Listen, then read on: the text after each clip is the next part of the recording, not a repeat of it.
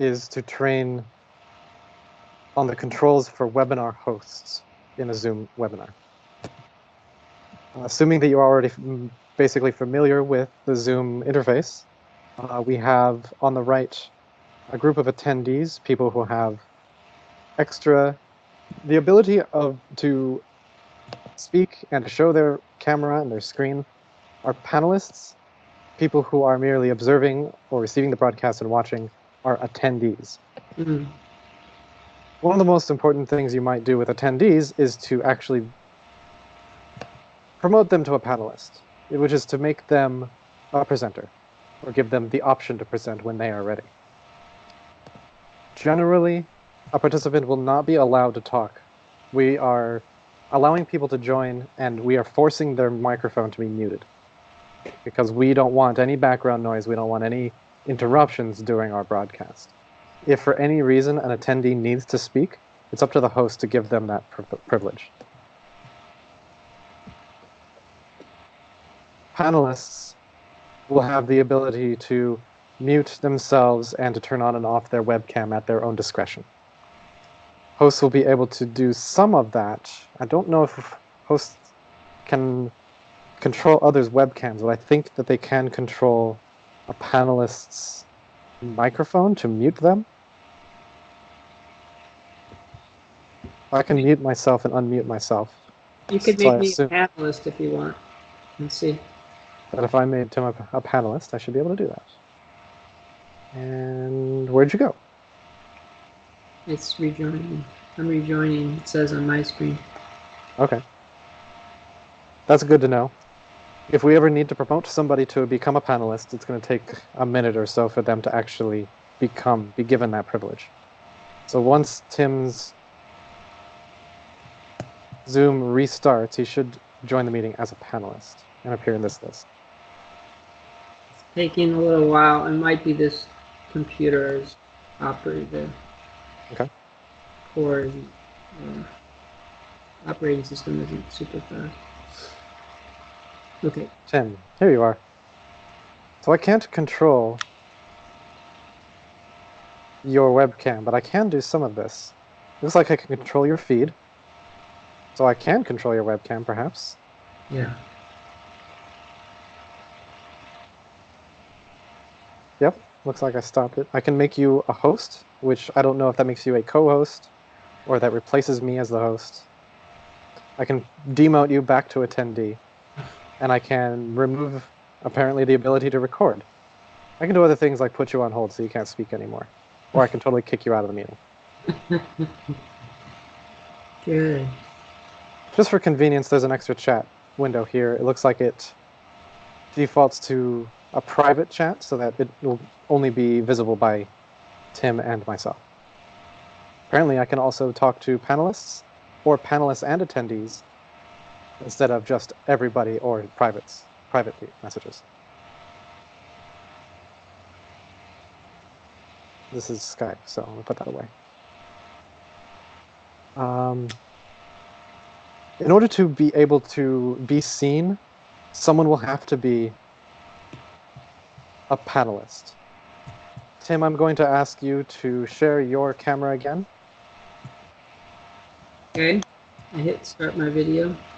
So now you or the moderator or the MC or whoever it is that we want to be on screen will now be broadcast. Right? They're going to be seen by the attendees. What we see here in the main meeting window is what our attendees will see. I can force your microphone on and off if for some reason I'm getting feedback from you. And, well, I guess that's all there is to that. Spotlight video might mean that you're featured if somebody else were speaking. I actually don't know what this feature does. I do. It's, let's say you and I are hosting and we're having a dialogue, but you kind of want to keep it on you. You'd spotlight you, and then when I kind of make a response, it doesn't flash back to me. It just stays with you. Okay, so it controls which web camera, whose camera is visible on the presentation, on the broadcast. Yeah. Okay, so if ever there's a conversation, probably between the MC and the panelists during our webinars, during our Conscious Light film, that would be a good thing to use. We probably want to keep the video on our, well, I guess we're going to have more than one panelist at once.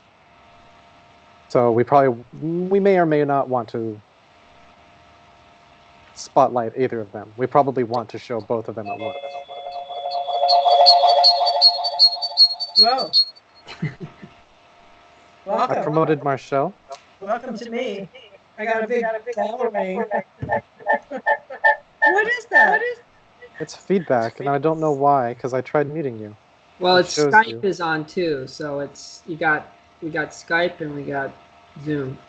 Yeah, but she's muted, and so I shouldn't get any echoes. So I just muted on Skype after you said that, and I'll do it again right now. Yeah. All right. Well, there is some of this that works, and some of this which is dubious. So can you hear me now? Probably not. Yeah. I can hear you now, and with no can? echo. Even though I'm muted by host. Yeah, you were. You said earlier that you had some other muting problem with Skype, perhaps, that you thought you were muted. We heard you coughing. Ah, okay. I may be opening a couple of areas, but I have a question. So, like, if Peter and I are answering questions at the end of the film, we should both be visible, correct?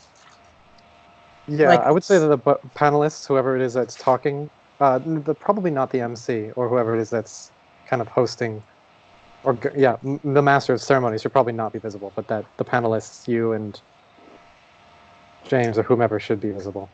Like as then Marshall and I are hosting, you can see your images. Well, I see Tim. I see you and I above.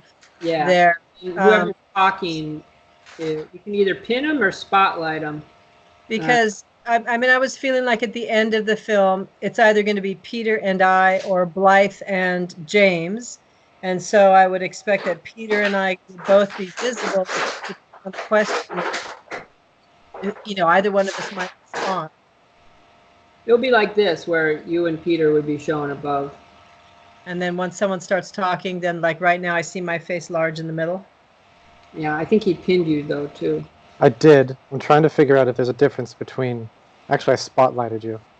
You can't pin somebody when they're already speaking, but you can spotlight them, and then they'll stay on the screen. What did you say pinning was? Pinning and spotlighting are very similar, but let's say, see, right now Marshall is spotlighted, so I'm not going large when I'm talking.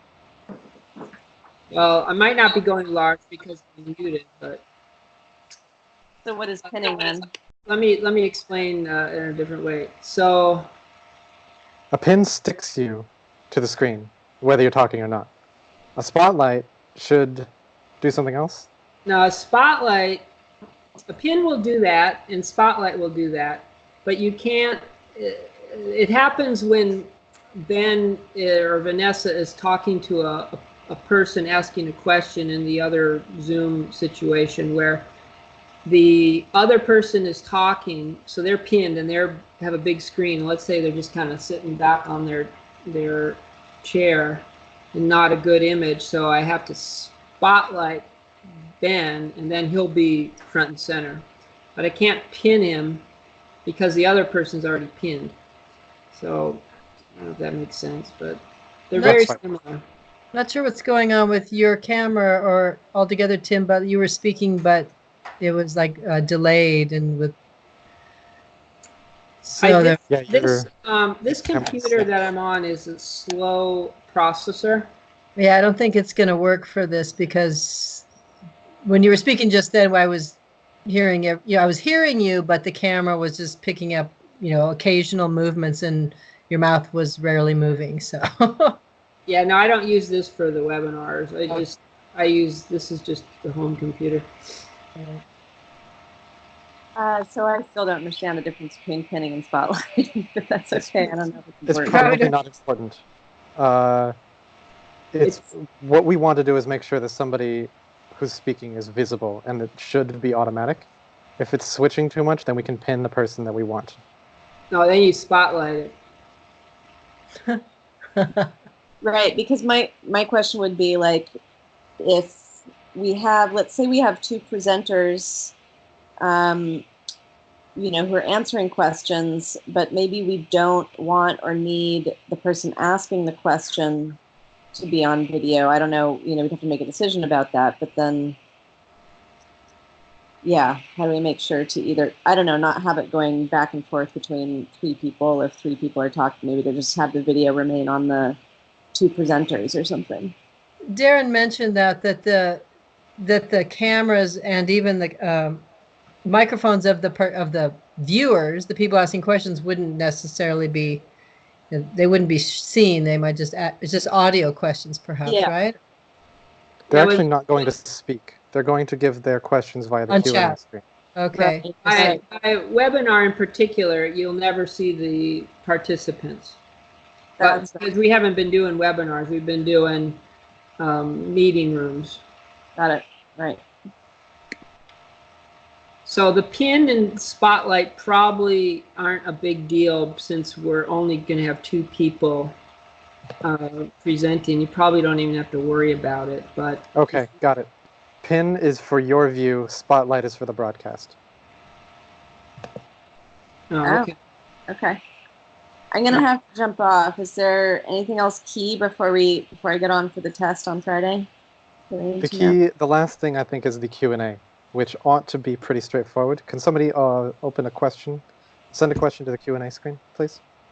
And that might need to be you, Sapia. You're the only attendee at the moment. I'm on here.